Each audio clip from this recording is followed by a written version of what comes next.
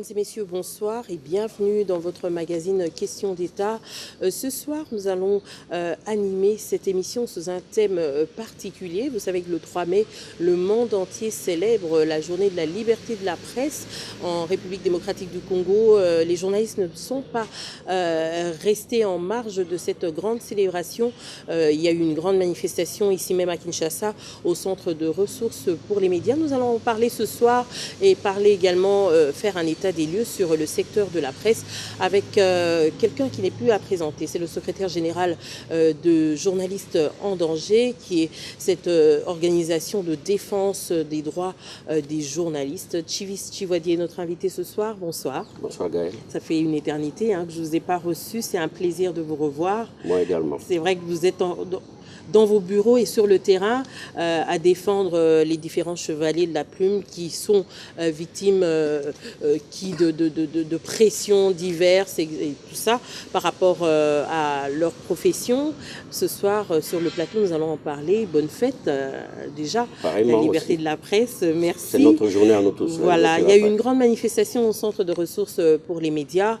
Qu'est-ce qu'on peut retenir déjà de la journée, la liberté de la presse, et pourquoi avoir voulu donner le ton différemment cette année? Bien écoutez, c'était déjà la 24e journée, parce que cette journée mondiale a été instituée en 1993 par l'UNESCO, et c'est une journée qui est dédiée à la liberté de la presse, qui est un des droits fondamentaux de l'homme.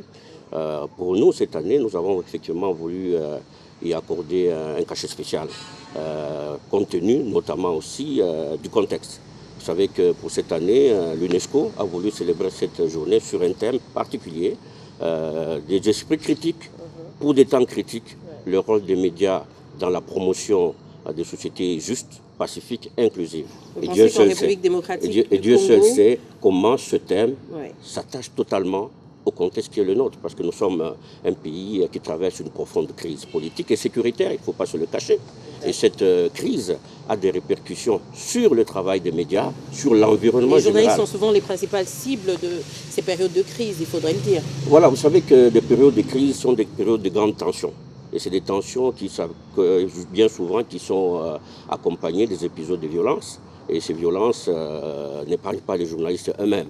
Notre travail, c'est effectivement de faire le monitoring de toutes ces atteintes. Et la journée mondiale de la liberté de la presse sert justement à rappeler au monde que chaque jour, il y a des hommes et des femmes qui risquent leur vie ou la prison pour apporter l'information aux autres. Et cela nous donne à nous, les défenseurs de la liberté de la presse, l'occasion de rappeler à nos gouvernants leurs responsabilités. Parce que, comme on l'a dit, la liberté de la presse, ce n'est pas une invention congolaise, parce que c'est une résolution des Nations Unies. Et nous ne l'avons pas non plus inventée ici. Ce combat a commencé depuis parce que, y compris dans notre pays, cette liberté, elle est reconnue et protégée par la Constitution. Nous avons une Constitution, vous prenez la Constitution de la RDC aujourd'hui dans ses articles 22, 23, 24, qui reconnaît et qui garantit cet exercice de la liberté de la presse et qui la protège. Et nous avons même une loi particulière, la loi de 87, qui en fixe les modalités. Mais dans la pratique, qu'est-ce qu'on observe chaque année? Qu'il y a une grande marge entre ces prescrits constitutionnels qui reconnaissent et qui défendent la liberté de la presse et la réalité sur le terrain.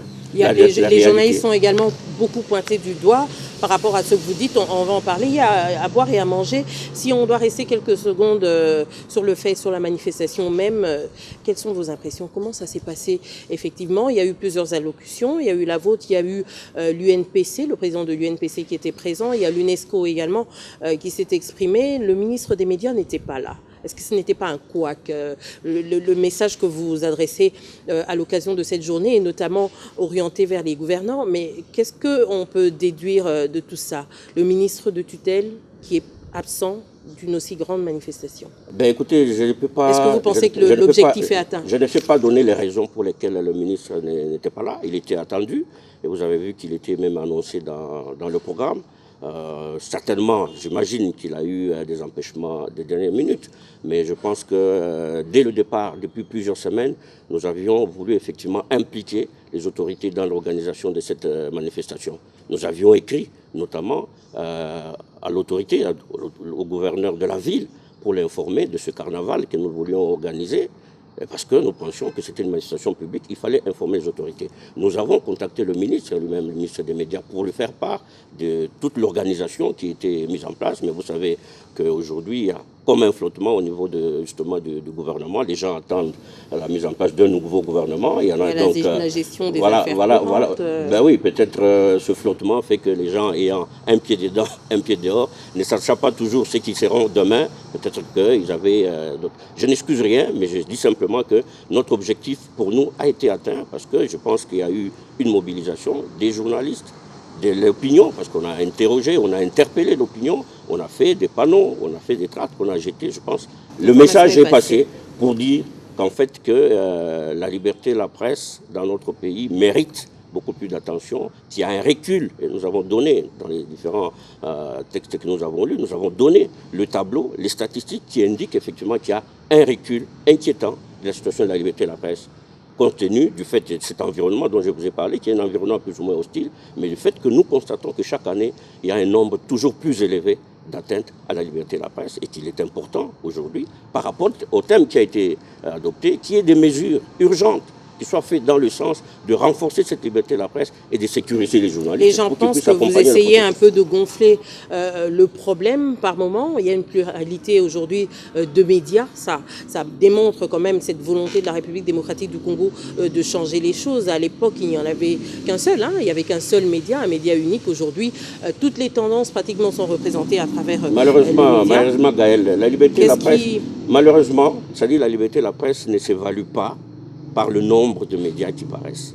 Ce n'est pas le nombre qui fait la liberté de la presse. On peut tout à fait avoir un seul média ou deux médias qui sont libres et indépendants, qui travaillent de manière professionnelle, plutôt que d'en avoir une centaine qui disent la même chose, qui sont des caisses de résonance du pouvoir en place. Donc, ce n'est pas le nombre. Mais il y a quand même des médias de l'opposition, si vous parlez du pouvoir en place, mais de l'autre côté, il y a des médias dits de l'opposition. Notre travail à nous, je vous ai dit tout à l'heure que la liberté de la presse, elle est reconnue et garantie. Mon travail à moi, ce n'est pas de dire oui ou non, il y a la liberté. C'est de constater les faits. Je constate dans le fait qu'il y a plusieurs violations de cette liberté qui est reconnue. Et les statistiques, et les rapports l'indiquent effectivement que la liberté... Est-ce qu'il y a eu régression vraiment sur le fait cette année, il y a quand même des journalistes qui sont sortis sans trop de casse, l'année 2016. Écoutez, je vais vous donner simplement des chiffres, parce que quand nous disons que la situation de la liberté se détériore, on n'invente rien. Nous donnons des cas. Notre travail, c'est de faire ce monitoring au quotidien. Et depuis 20 ans, personne ne nous a jamais démenti sur le fait. Parce que quand nous parlons des faits, nous donnons des noms, des dates et des lieux où se commettent les crimes et les atteintes contre la liberté de la presse. Pour vous donner quelques chiffres. L'année dernière, nous avions enregistré, documenté au moins 87 cas d'atteinte à la liberté de la presse. Je ne sais pas s'il existe dans ce pays une profession ou un métier qui connaît autant d'attaques et de violations chaque année. Je ne sais pas s'il en est. Que ce soit chez les médecins, les professeurs d'université, même les politiques. Et parce que du côté des journalistes, ça ne voudrait pas dire il y a également que dans beaucoup ce pays, de débordements. Est-ce que vous faites attention à ce point-là? Ça ne veut pas dire dans ce pays des débordements qu'on en trouve que dans la presse. Regardez l'état de notre enseignement. Regardez l'état de nos infrastructures scolaires. Regardez même dans la politique. Donc les cons et les cancres, on ne les trouve pas seulement dans la presse, bien au contraire. Et aujourd'hui, nous avons bien des preuves qui nous montrent qu'en fait, le problème de ce pays, ce n'est pas le problème de la presse. C'est simplement un problème de l'intolérance, un problème d'impunité. Je vous donne les chiffres, donc 87 cas. On n'avait jamais enregistré autant ailleurs. Ça, c'est fin 2016. Et nous avons commencé 2017. Au mois de mai, donc en l'espace de 5 ans, nous avons déjà 69 cas. En 5 mois. En 5 mois. Nous sommes à mi-chemin d'une année. Même pas à la moitié. Les journalistes emprisonnés, tués. Toutes sortes d'attaques. Que ce soit les arrestations, les emprisonnements, les menaces, les fermetures de médias. 69. Qui ne s'expliquent pas. Est-ce que ce ne sont pas des faits qui s'expliquent? Il n'y a rien. Moi, je vous dis, il n'y a rien qui peut justifier l'assassinat d'un journaliste. Il n'y a rien aujourd'hui qui peut justifier l'arrestation ou l'emprisonnement des journalistes. C'est pour ça que nous disons que ce sont des violations. Nous les dénonçons parce que ce sont des violations, parce que se fait de manière illégale, arbitraire, parce qu'il y a des gens, 80%, sur les 87, je vais vous dire 70%, les responsables de ça, ce sont les services de sécurité. Ce sont les autorités provinciales, les gens de l'ANER, de la police, de l'armée. Donc des personnes identifiables qui s'en prennent aux journalistes et aux médias, mais qui n'ont jamais été inquiétés. Alors qu'il y a cette impunité. Il y a une justice dans ce pays. Voilà, et c'est cette impunité qui entretient l'insécurité pour les journalistes. Plus de 70%. Des gens qui sont censés, effectivement, protéger un droit, une liberté qui est reconnue, mais qui sont responsables et qui ne sont pas inquiétés. Nous disons, donc ça fait partie d'un système de répression contre la liberté de la presse qui est mis en place justement pour intimider, faire taire et empêcher que des journalistes puissent faire correctement leur travail. Vous êtes dans votre rôle, mais de l'autre côté, que dites-vous des abus des journalistes? On le dit souvent, on le décrit souvent. Vous devez mettre de l'ordre. Je parle de vous, je parle des associations professionnelles. Plusieurs réunions, plusieurs ateliers se sont tenus notamment pour ce faire. Qu'est-ce qui a déjà été fait? Madame, je vais vous dire, Gaëlle, que je pense qu'aujourd'hui, peut-être la profession la mieux organisée serait peut-être la profession de la presse. Celle qui a pris beaucoup plus conscience du fait que nous sommes une profession, nous sommes un corps et que nous devons mettre de l'ordre. On octroie des cartes de professionnels même à des gens qui ne sont pas forcément des journalistes. Mais je ne sais pas, cette question, il faut la poser à ceux qui octroient des cartes. Mais je ne suis pas, je ne suis pas sûr qu'on peut démontrer qu'il y a des gens qui ont la carte de presse sans être journaliste. Je ne suis pas sûr. Moi, je n'ai aucun cas. Voilà. Mais s'il y a des gens qui ont des preuves de ça, ils peuvent le noter. Mais je pense qu'il y a un grand travail d'assainissement. Il y a un grand travail de réforme qui est en train de se faire. Au moment où nous sommes en train de parler, l'UNPC dans un congrès extraordinaire, justement, pour revoir ses statuts, pour revoir justement le fonctionnement, la structuration, notamment de cette question d'octroi de la carte de presse. Donc il y a une prise de conscience qui est là, qui est réelle, qui voudrait effectivement que nous puissions nous organiser pour que nous puissions avoir dans ce pays un secteur de médias qui soit fort, indépendant et professionnel pour pouvoir nous faire respecter. Parce que, qu'est-ce que nous voulons? Nous avons mis sur pied, vous savez bien, la dynamique. Vous êtes membre de cette dynamique, bien sûr. C'est un regroupement de toutes les organisations professionnelles, tous ceux qui interviennent dans le secteur des médias. Nous avons décidé de nous mettre ensemble pour faire face aux défis et aux maux qui rongent notre société.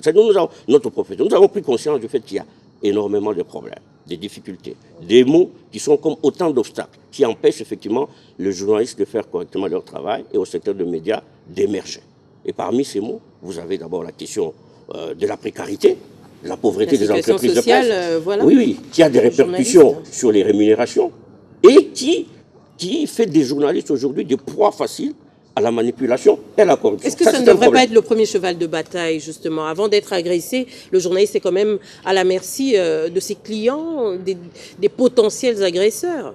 Ça dit les problèmes, il y en a, je suis en train de vous énumérer les problèmes, les maux, les difficultés. Il y a ce problème, c'est un problème important, la précarité. Parce qu'on ne peut pas y avoir des journalistes libres dans la pauvreté. Il n'y a pas de liberté dans la pauvreté. Il n'y a pas d'indépendance avec des médias pauvres. Pas d'aide à la presse, pas de salaire. Donc ce sont des défis. Ce sont des défis pour lesquels justement nous voulons effectivement nous organiser et pour lesquels nous proposons des réformes de la loi de 96. Nous pourrons en parler. Mais simplement d'abord de vous énumérer les problèmes. Il y a nous reviendrons là-dessus. Voilà, il y a ce problème de la précarité, de la pauvreté des entreprises de presse avec ses conséquences. Deuxièmement, il y a la question des violences, de la violence physique que subissent les journalistes. La question de l'impunité, j'en ai parlé tout à l'heure. Des personnes identifiables qui violent la liberté de la presse, qui s'en prennent, qui attaquent des médias, qui pillent, qui cassent les matériels des journalistes, qui cassent la gueule même aux journalistes. Et ils ne sont jamais inquiétés. Donc c'est un problème. La violence, l'impunité. Et vous avez aussi tous les problèmes de la législation actuelle. Vous savez que la plupart des lois que nous avons aujourd'hui dans le domaine, ils datent de cette époque que nous avons appelée l'époque de la dictature. Et donc on ne peut pas imaginer que ce soit des lois qui aient été faites à cette époque-là pour favoriser un meilleur exercice de la liberté de la presse ou de la liberté d'expression. Bien au contraire. Donc nous estimons que plusieurs années après la dictature, on ne peut pas... À ce niveau, on en est où avec cette revisitation des lois sur la presse? C'est-à-dire qu'il y a un plaidoyer, c'est pour ça que je vous dis au niveau de la dynamique, nous nous sommes mis ensemble justement pour faire ce plaidoyer d'ensemble, un plaidoyer concerté pour la modification de cette loi dans beaucoup de ses dispositions. D'abord, nous avons fait un plaidoyer sur la question de l'accès à l'information. C'est important dans un pays. Nous n'avons pas de loi d'accès. La loi d'accès à l'information, c'est une loi de transparence. Ici, les sources sont limitées, certains ayant droit, d'autres non. Ce n'est pas une loi particulière pour les journalistes, c'est une loi qui concerne tous les citoyens. Même le public. Ouais. Tout le public a besoin de cette loi. Davantage encore les journalistes dont le travail consiste à aller chercher les informations, les traiter, les diffuser. Comment il va aller chercher l'information si les sources officielles, ceux qui ont l'information, n'ont pas l'obligation d'aller le donner. Et nous avons beaucoup de cas où des journalistes ont été arrêtés justement parce qu'ils étaient allés chercher l'information.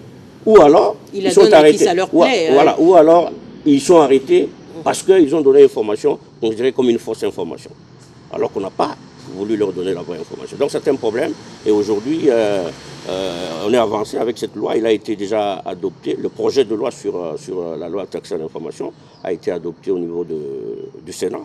Il attend de passer en deuxième lecture au niveau de l'Assemblée nationale. Nous espérons qu'ils comprendront bien l'importance et qu'ils pourront inscrire cette question dans une des récentes sessions.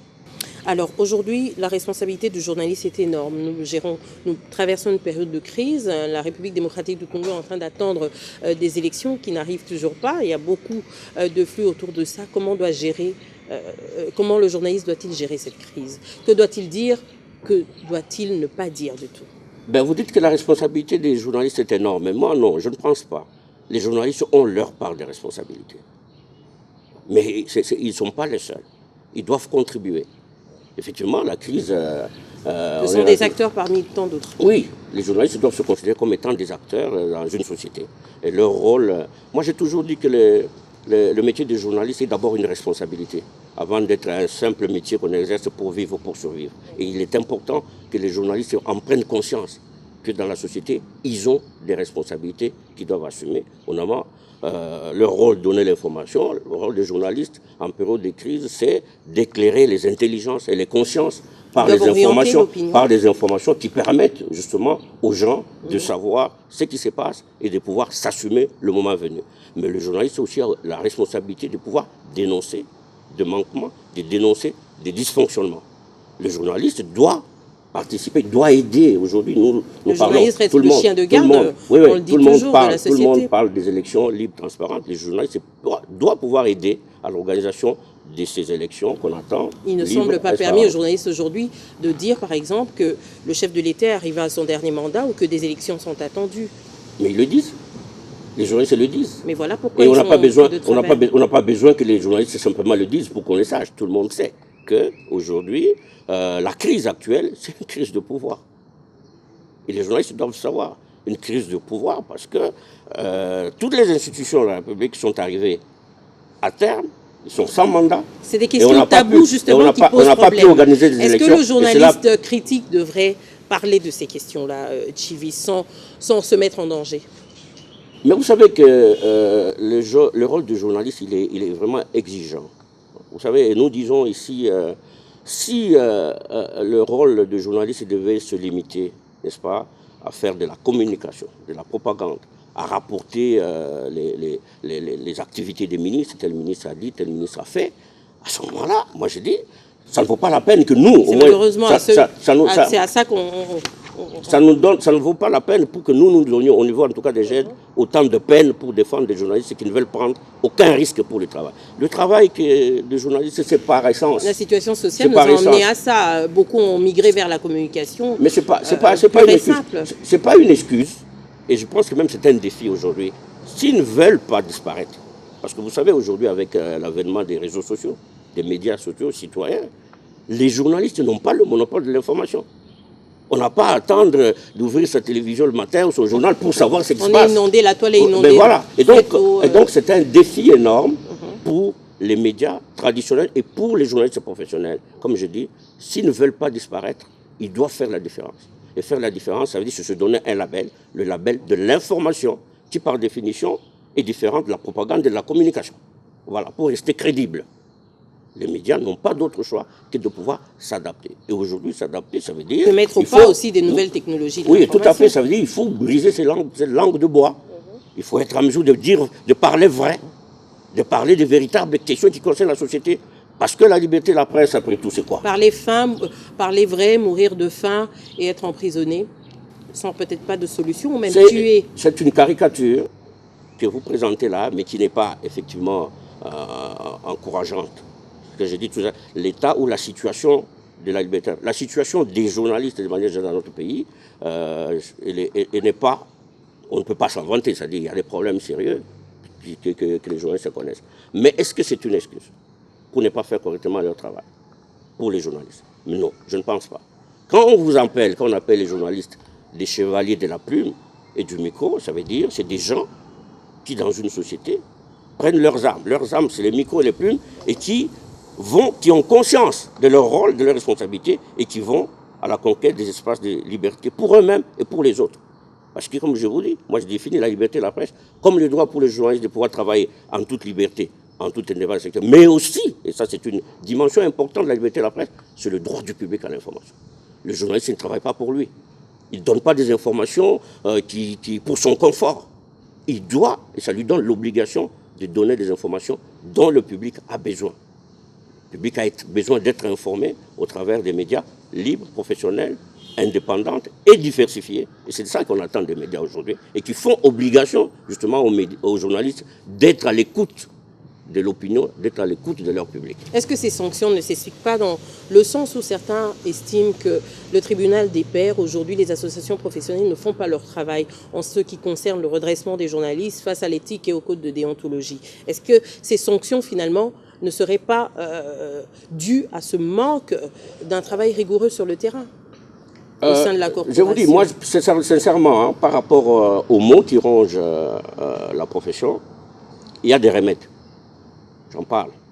Au moins 3 remèdes pour moi. Par rapport à la question de la violence, le remède, c'est qu'il faut mettre fin à l'impunité. Par rapport aux questions... Est-ce que vous avez déjà eu du répondant par rapport à votre combat que vous menez, notamment aux vies perdues de journalistes ou aux journalistes emprisonnés, etc. Est-ce que vous avez aujourd'hui des résultats plus ou moins probants? Mais les statistiques que nous donnons chaque année indiquent effectivement que, année après année, la situation se dégrade. Quand vous regardez les différentes statistiques, vous comparez, la situation se dégrade, ne s'améliore pas, nous parlons d'un recul. Vous prenez le dernier rapport de Reporters sans frontières sur le classement mondial de la liberté de la presse. En ligne rouge. 154e sur 180 pays, madame. Nous étions 152, on est descendu encore plus bas. On peut discuter ce rapport, on peut le rejeter. Comme j'entends, on peut ne pas être d'accord. On vous accuse d'ailleurs d'être à la solde de ces ONG étrangères, etc. Voilà, c'est un vrai business. Il faut laisser dire les esprits chagrins. Moi, je n'ai pas le temps de polémiquer dans le travail qu'ils sont en train de faire. Je vous dis, je travaille sur des faits concrets. Depuis 20 ans, personne n'est jamais venu contredire ce que nous disons. Nous donnons des faits, des lieux, des dates, nous donnons des noms, des endroits où se commettent des crimes. Également par l'opposition, puisque vous voulez mettre en mal le pouvoir en place. Mais c'est le pouvoir qui a la responsabilité, madame, de défendre les libertés, tous les droits et libertés, et particulièrement aussi la liberté de la presse. Et vous avez vu que cette année, j'ai parlé du président de la République. À mon sens, c'est peut-être son dernier ou sa dernière célébration. C'est peut-être. C'est peut-être la dernière célébration pour le président. Ah oui, parce que si on s'en tient aux accords, il doit, et qu'on doit organiser les élections, le président doit quitter le pouvoir à la fin de cette année. Je l'inventerai, je le dis parce que c'est ça qui est dans les accords, et je pense que le président s'est engagé pour organiser les élections.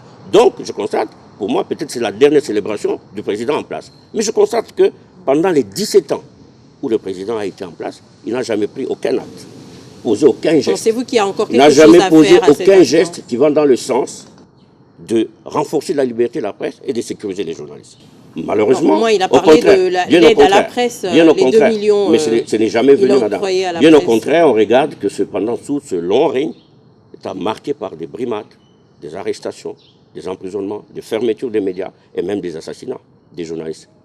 Pour lesquels, effectivement, nous avons toujours demandé qu'il y ait des enquêtes sérieuses pour qu'on puisse savoir quels sont les mobiles et qui sont les auteurs. Malheureusement, nous avons bien l'impression que dans les quelques cas où il y a eu quelques procès, pour des cas d'assassinat des journalistes, on est passé à côté de l'essentiel, on n'a pas voulu examiner toutes les pistes qui pouvaient nous conduire à la vérité. Donc il y a eu comme une volonté de pouvoir masquer la réalité. Résultat ou conséquence, on continue à avoir des actes de violence. On a eu au moins 16 journalistes qui ont été tués. Et très peu de responsables ont été arrêtés dans ce cas. Comment faire dans un paysage médiatique où les principaux médias appartiennent par exemple à des hommes politiques? C'est pas facile. Il y a toujours quelque part une emprise sur les journalistes. Comment doivent se démarquer ces journalistes qui sont employés au sein d'entreprises qui appartiennent à des politiques? Évidemment, c'est un constat malheureux. Vous avez la majorité, peut-être plus de 80% des médias, qui sont soit créés par les hommes politiques ou financés par les hommes politiques. C'est un constat malheureux. Mais le fait de créer un média, d'avoir financé un média, ne permet pas à quelqu'un de devenir rédacteur en chef de ce média. C'est parce que vous avez créé, vous avez donné l'argent, vous devenez le directeur de publication. La loi dit que la responsabilité de la rédaction appartient à des journalistes professionnels. Si le propriétaire n'est pas journaliste, le directeur de publication doit absolument être un journaliste professionnel.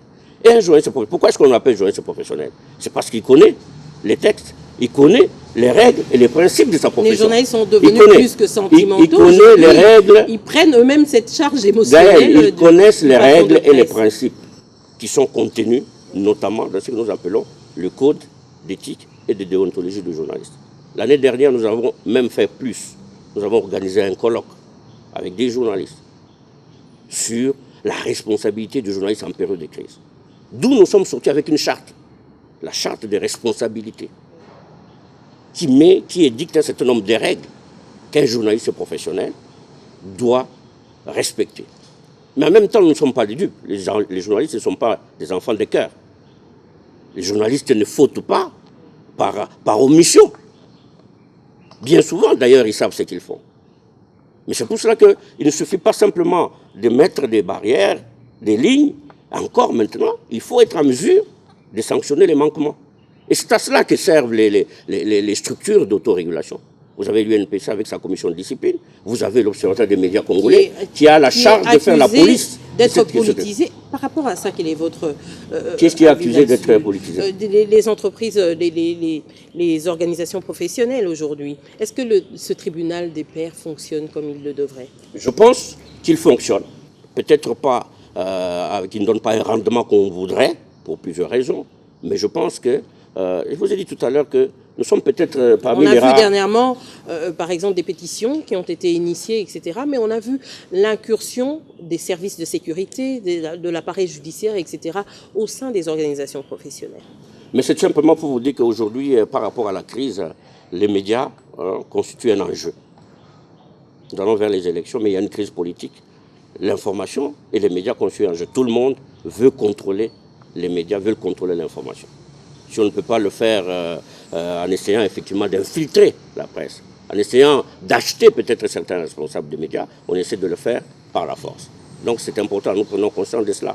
C'est pour ça que j'ai dit, nous avons mis sur pied de mesures ou des structures de surveillance, mais qui doivent fonctionner pour pouvoir sanctionner les dérives et les manquements, parce qu'on n'occulte pas la question des dérives éthiques et déontologiques qui est réelle.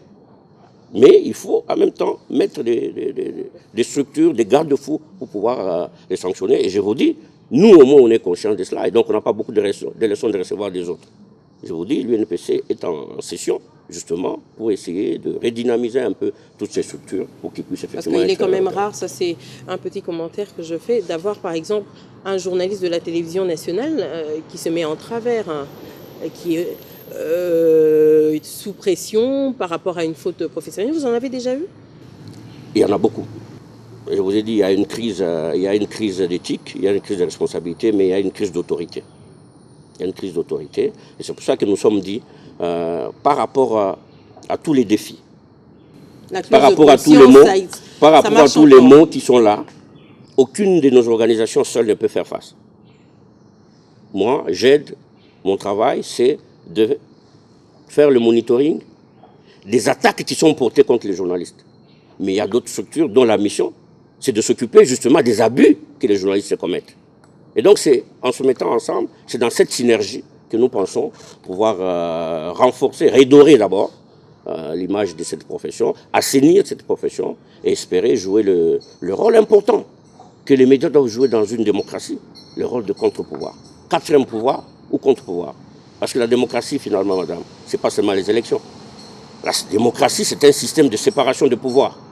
Comme on dit, le pouvoir arrête le pouvoir.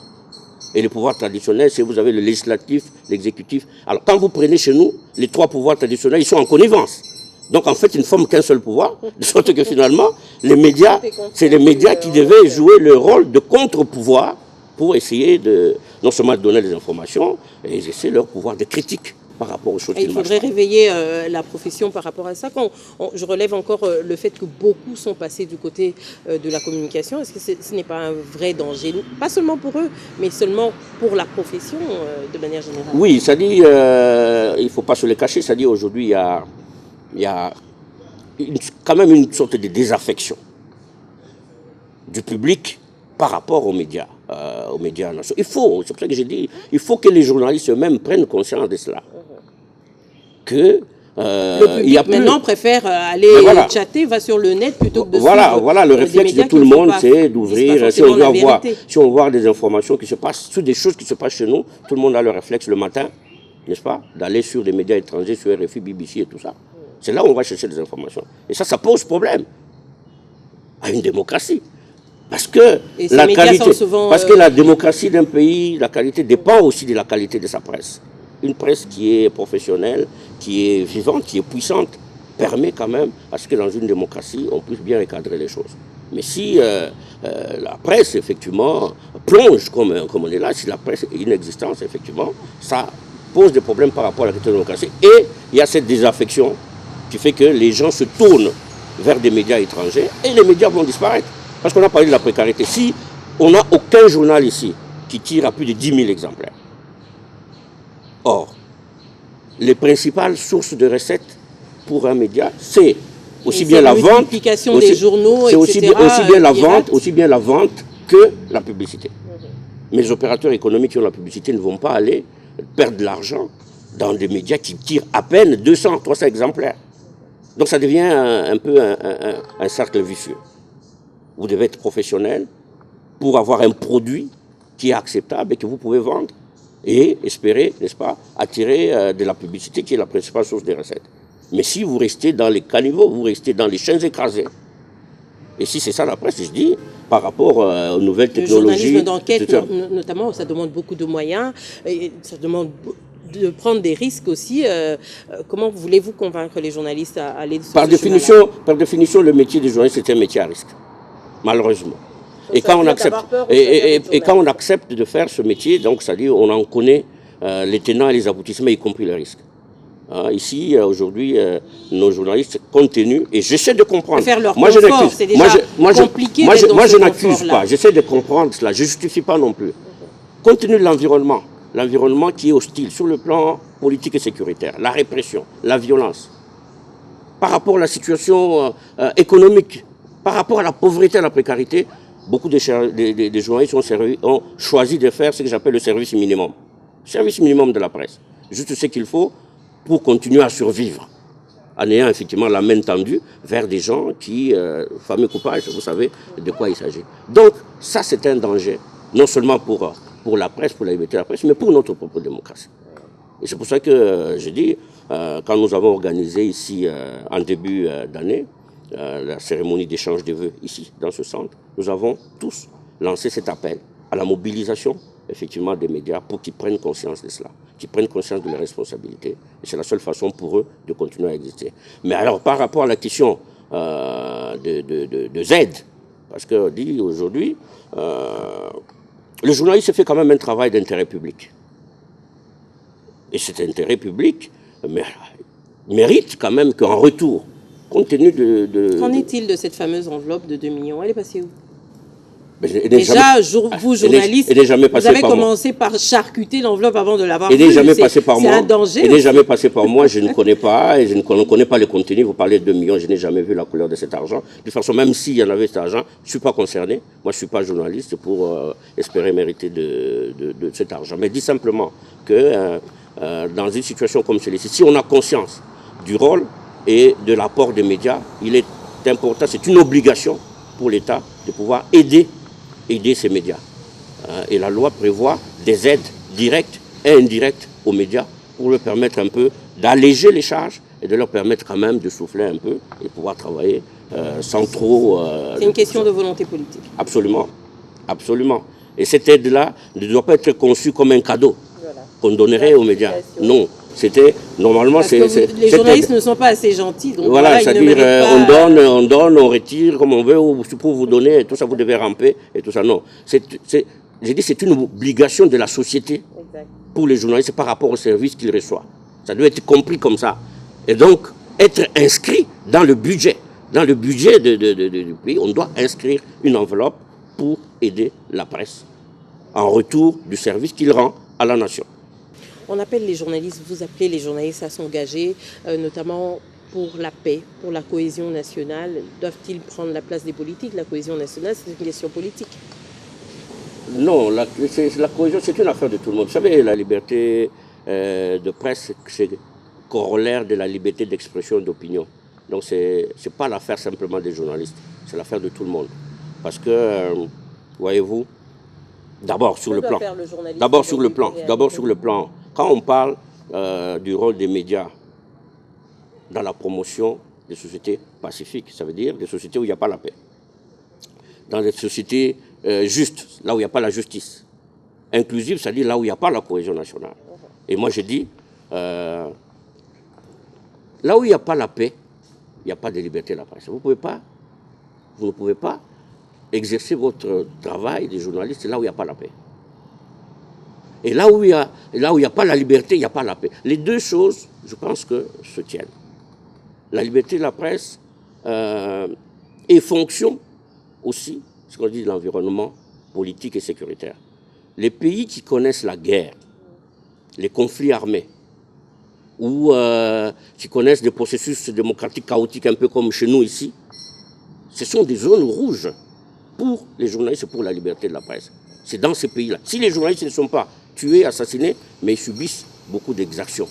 C'est pour cela que nous disons le journaliste doit aider les acteurs politiques, doit aussi contribuer pour que nous puissions avoir une société pacifique, une société juste, où tous les droits, où les droits de tout le monde sont respectés, y compris ses propres droits à lui. Donc il n'est pas un spectateur, il doit être un acteur, il doit aider à ce qu'on puisse effectivement renforcer l'état de droit, qu'on puisse avoir la paix, et c'est cette paix qui permettra aux journalistes de pouvoir travailler aussi sereinement, en toute liberté, aussi en toute sécurité, parce que en période de guerre, il n'y a pas de liberté de la presse, il n'y a pas fait prévaloir la liberté de la presse, et généralement, les journalistes sont parfois victimes justement de ces périodes de tension et de guerre. Est-ce qu'on peut revenir sur les mécanismes d'alerte, notamment en cas d'agression, en cas d'abus sur un journaliste? Comment faire pour atteindre un journaliste en danger? Comment vous faites pour les répertorier? Est-ce qu'il y a des précautions particulières à prendre en un moment pareil, par exemple, où on traverse une crise politique? Bien, d'abord sur le plan de l'organisation, nous travaillons avec un réseau de correspondants, des journalistes et de non-journalistes qui sont éparpillés dans toutes les provinces de la RDC, qui sont en fait nos yeux et nos oreilles. C'est eux qui enquêtent sur des allégations d'atteinte à la liberté de la presse et qui nous donnent des informations ici sur ce qui se passe là-bas. Donc, à l'heure qu'il est, je peux vous dire qu'il y a très peu de cas de menaces, d'attaques ou de violations de la liberté qui peuvent nous échapper. Très peu. Mais vous couvrez l'ensemble du territoire. Pour l'ensemble, nous avons des informations. Et nous avons ces informations, nous faisons notre travail. Notre travail, c'est lancer des alertes, c'est informer, c'est interpeller. C'est ça, nous ne pouvons pas nous prendre des armes par rapport aux questions qui concernent. Il y a des médias qui sont fermés, pour lesquels nous réclamons la réouverture. Des journalistes qui sont arrêtés, pour lesquels nous demandons qu'ils puissent libérer. Mais nous ne pouvons pas aller plus loin que ça. Notre travail en tant que groupe de pression, membre de la société civile, justement, c'est de rappeler aux autorités leurs obligations et leurs engagements. Comme je dis, ce n'est pas nous qui avons inventé la notion de la liberté de la presse dans la Constitution. Ce n'est pas nous qui avions demandé au Parlement d'adopter des dispositions et tout ça. Donc, qui doivent être respectés, et notre travail, c'est de leur rappeler à leur engagement. Hein, j'ai dit tout à l'heure, je suis désolé de constater que pendant plusieurs années, pendant toutes ces années, malgré ces alertes, malgré nos dénonciations, il n'y a rien qui est fait dans le sens. Oui, il n'y a rien qui est fait dans le sens d'améliorer les choses. On a l'impression que les gens s'en foutent totalement de la liberté des journalistes. Et donc, le résultat, c'est celui-là. Les journalistes sont un peu utilisés. Les résultats, c'est celui-là, où d'un pays qui porte le nom de République démocratique, mais qui est quand même 154e, qui est vraiment parmi les pays les plus prédateurs de la liberté de la presse. Et je pense que ce n'est pas honorable, ce n'est pas une position qui peut... ça ne nous fait pas plaisir. Il ne faut pas croire que... Apparemment, les gouvernants rejettent souvent ce genre de rapports. Hein. C'est souvent des rapports faits dans une certaine optique qui ne les arrange pas. Malheureusement, je pense que, bon, ça c'est pour la consommation, c'est-à-dire on le fait pour le public, on fait semblant de ne pas savoir. Mais c'est tout ça, vous mettez tout ça ensemble, ça justifie effectivement la crise. La crise, elle est multiforme, c'est beaucoup de choses. C'est justement le refus, c'est-à-dire les questions des droits de l'homme, les violations des droits de l'homme. Avez-vous déjà rencontré le chef de l'État pour lui en parler de vive voix? Personnellement, Oui, ou vous vous limitez juste à ces dénonciations? Est-ce que vous êtes sûr que l'information arrive à son oreille? oui, mais je vous dis, moi personnellement, s'il m'entend, il sait. On a eu à le rencontrer, au moins 2 fois. Et justement pour parler des questions qui concernent la liberté de la presse et qui nous concernent nous aussi. Parce que vous voyez bien, nous qui faisons ce travail de défendre les journalistes, parfois nous nous retrouvons en position de cible. Le fait de dénoncer ne nous Est-ce que vous épargne n'avez pas. pas eu la langue de bois? Ne nous épargne pas parce que Lui avez-vous nous-mêmes parlé des réalités c'est-à-dire sans mâcher les mots? nous subissons nous-mêmes au quotidien et souvent des menaces graves par rapport au travail que nous faisons. Des gens nous menacent, ils nous appellent, ils nous Au moins, écrivent. vous êtes couvert, vous avez des partenaires qui vous protègent. Ah, je me etc. rappelle, non, c'est pas les partenaires. La sécurité des Congolais et des défenseurs que nous sommes, c'est de la responsabilité de nos autorités. Et je me rappelle, quand on a rencontré le président de la République pour la première fois, il y a longtemps de cela, effectivement, parce qu'on avait des problèmes, on était menacés. Et il avait dit à l'époque, je m'en souviens toujours, qu'à partir de ce moment-là, la sécurité des GED et de ses responsables était dans les mains du chef de l'État. Nous nous en sommes réjouis, mais après ça, nous en sommes réjouis, mais après, pas grand-chose n'a changé parce que quelques jours après, on est retombé encore dans les choses. Mais, comme j'ai dit, on fait ce travail avec beaucoup de responsabilité parce qu'on croit que nous avons une contribution. On ne le fait pas pour les partenaires étrangers. Ils nous aident. Merci beaucoup à eux, au moins, qui nous aident.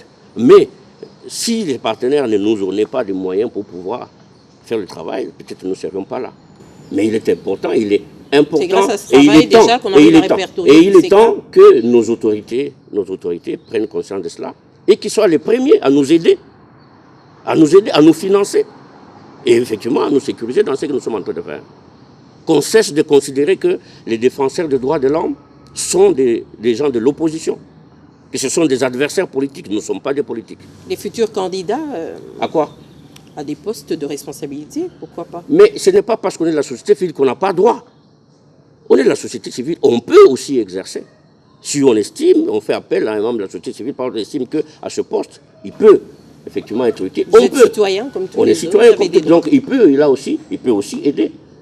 Je reviens sur un petit détail qu'on a passé rapidement, les précautions pour le journaliste en cette période de crise. Y a-t-il des précautions particulières dans l'exercice de la profession? Voilà, nous avons déjà cette charte, la charte des responsabilités en période de crise, qui est en fait un code de conduite.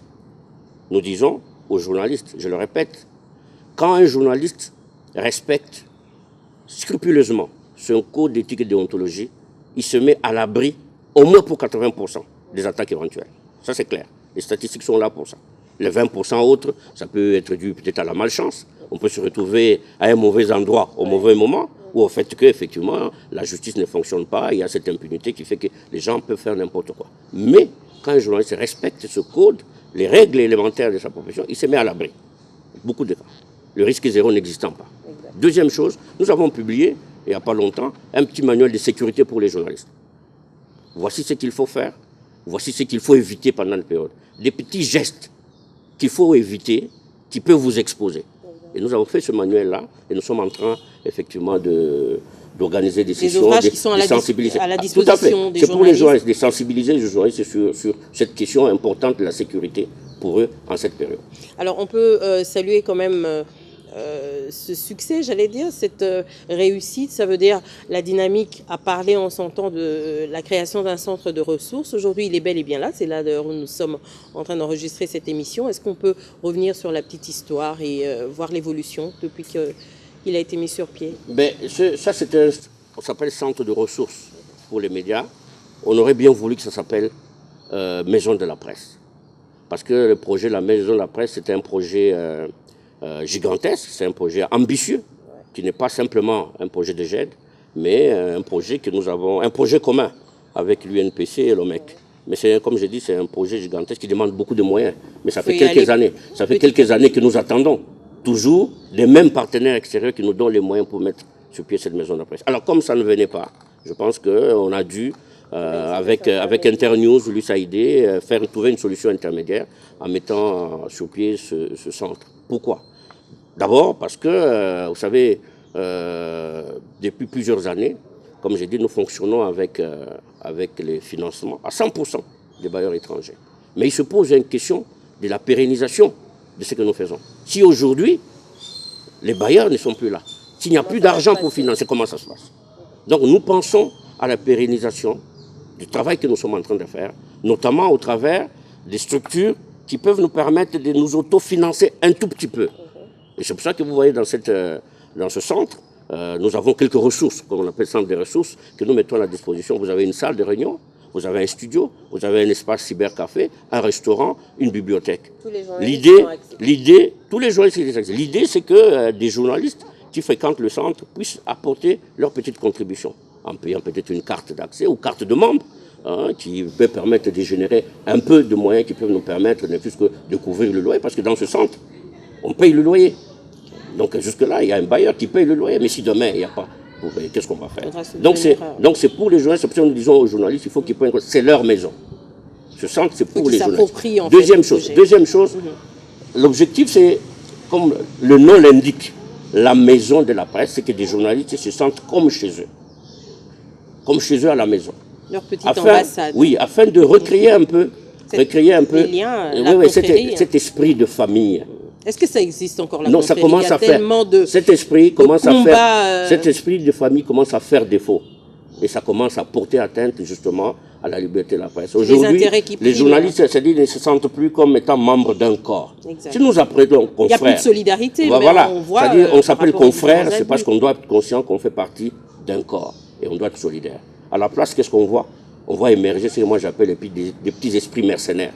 Des journalistes on fragilise la profession comme des journalistes parfois, les milieux politiques. Des journalistes qui sont parfois payés par des politiques pour s'en prendre à leurs confrères. Il faut suivre des débats sur les télévisions. Des journalistes qui se rentrent dedans.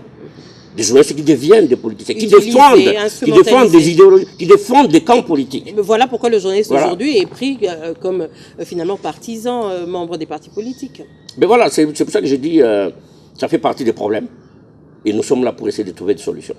Et ce modeste centre sert justement à servir d'espace de rencontre pour les journalistes. Si des journalistes peuvent venir se rencontrer ici, partager un verre, échanger entre eux, ça récrée. Et puis, s'autocritiquer quand il y a des problèmes et tout ça. On se parlait vrai en se regardant dans les yeux. Je crois que c'est de cette façon-là qu'on peut recréer cet esprit, qu'on peut redorer l'image de notre profession qui en a tant besoin. Chivis Chiwadi, nous allons conclure cette émission. Quel serait votre message, notamment d'abord aux gouvernants et ensuite à la corporation de journalistes? Bien, hier, nous avons lancé, je crois, un triple message. D'abord au président de la République lui-même, comme garant des droits et libertés. Et comme j'ai dit, il faut qu'avant de partir, qu'il pose au moins un geste qui montre sa volonté de pouvoir aider les médias. Et ce geste, c'est notamment, parce que c'est politique, décréter par rapport à un moratoire. Ça veut dire la suspension des emprisonnements des journalistes. Il peut prendre une mesure politique, suspendant les emprisonnements des journalistes pour des délits autres que les incitations à la haine et à la violence. Il en a le pouvoir. Deuxièmement, il peut autoriser aujourd'hui la réouverture de tous les médias qui sont fermés et la libération des journalistes qui sont en prison. Parce que vous savez, au moment où nous sommes en train de parler, il y a un journaliste qui copie en prison depuis 5 mois. Sa faute, parce qu'il a dénoncé un cas de corruption ou de détournement dans une entreprise publique. Et ce qui est terrible dans ce pays. Alors qu'il y a des mécanismes pour venir ce qui est terrible dans ce pays, c'est-à-dire quand un journaliste dénonce un cas de fraude et de corruption, c'est le journaliste. On ouvre une enquête, on arrête le journaliste. Non, c'est le journaliste qu'on arrête, et pas la personne qui est mise en cause. Je ne dis pas que ce que le journaliste a dit est vrai. Mais dans un pays normal, on ne peut pas dire qu'un tel responsable a détourné plus d'1 million. Dans une entreprise où les gens ont 36 mois, des années d'impayés de salaire. Et ça n'intéresse personne. Ce qui les intéresse, c'est arrêter le journaliste. Et il est là depuis 5 mois. C'est pas normal. Sans jugement. Sans jugement. C'est pas normal. Donc ça, c'est la responsabilité. Nous demandons. C'est un appel que nous lançons au président. Il peut prendre une mesure par rapport à ça. Il faut qu'on ouvre RFI. Pourquoi on ne peut pas capter RFI? Pourquoi les ondes de RFI sont brouillées jusqu'à présent? On ne veut pas de manipulation ici. Pourquoi? On a besoin des médias nationaux pour l'information. Mais non. Non, non. Vous savez, RFI aujourd'hui, je ne suis pas en train de faire le plaidoyer pour RFI, mais je sais, parce que j'ai dit la liberté, c'est le droit du public à l'information. En fermant RFI, ce n'est pas les Français qu'on punit, qu'on sanctionne, c'est des Congolais C'est ce droit à l'information. Parce que c'est un des médias les plus suivis ici. Donc quand on brouille, ce n'est pas les Français, c'est à des Congolais qu'on est en train d'empêcher d'exercer leur droit, donc le droit d'avoir l'information. Nous avons demandé au Parlement, au Sénat, d'accélérer le processus, notamment pour l'adoption de la loi sur l'accès à l'information. Et d'inscrire la question de la dépénalisation des délits de presse, qui est une question importante. Nous avons demandé aux partenaires bilatéraux de considérer le secteur de la presse comme un secteur sinistré et de pouvoir mettre des moyens pour pouvoir aider à renforcer le secteur des médias dans notre pays. Comme je dis, une démocratie pour être viable, il a besoin de pouvoirs et de contre-pouvoirs, et les médias doivent jouer ce rôle de contre-pouvoir. Et aujourd'hui, faute de moyens, pour plusieurs obstacles, ils ne peuvent pas le jouer. Si on veut avoir une démocratie viable, de bonne qualité, il faut aider. Vous avez évoqué que le chef de l'État, lui, c'est une institution, mais le gouvernement également doit faire son travail. Attends, il ne doit pas quand je faire. parle du chef d'État, il est chef du gouvernement. Exact. Je vois l'exécutif. Donc le président, il est là, chef du gouvernement. J'ai parlé du Parlement, il y a des lois qu'il faut voter. Je parle des partenaires et je parle aussi des journalistes eux-mêmes. La responsabilité des journalistes en cette période, ce n'est pas de mettre de l'huile sur le... Quand les débats s'enveniment, maintenant comme on voit sur la question des élections, le rôle des médias, ce n'est pas de mettre de l'huile sur le feu. Donc, éclairer l'opinion. Ils doivent éclairer, ils doivent donner des informations, mais en restant dans le cadre des lois de ce pays et de leurs propres règles d'éthique et de déontologie, en observant la charte que nous avons mise en place. Donc c'est leur responsabilité. Donc ça dit, c'est un appel finalement qui est lancé à tout le monde pour que tout le monde puisse se ressaisir dans cette période particulière et que tout le monde puisse comprendre en fait finalement l'intérêt de tout le monde, c'est l'intérêt général, c'est l'intérêt de notre pays ici. Nous devons tout faire pour préserver l'essentiel, les acquis essentiels de ce pays. Ça veut dire, comme on a dit, c'est la paix et c'est la sécurité. Parce que sans la paix, sans la sécurité, il n'y a pas de liberté de la presse, il n'y a pas de droit de l'homme. Merci beaucoup, Chivis Chivwadi. C'était un plaisir. J'espère que vous avez éclairé plus d'un aujourd'hui à travers cette émission Question d'État. Je rappelle, Chivis Chivwadi est secrétaire général de l'ONG de défense des droits des journalistes, journaliste en danger. Vous avez donc suivi tous les mécanismes mis en place pour notamment les différentes alertes en cas d'abus à l'endroit d'un journaliste. Mesdames, Messieurs, merci d'avoir été très nombreux à ce programme. Je vous retrouve très bientôt avec un ou une nouvelle invitée. Excellente soirée chez vous ou bonjour, ça dépend de l'heure à laquelle vous me suivez. Au revoir.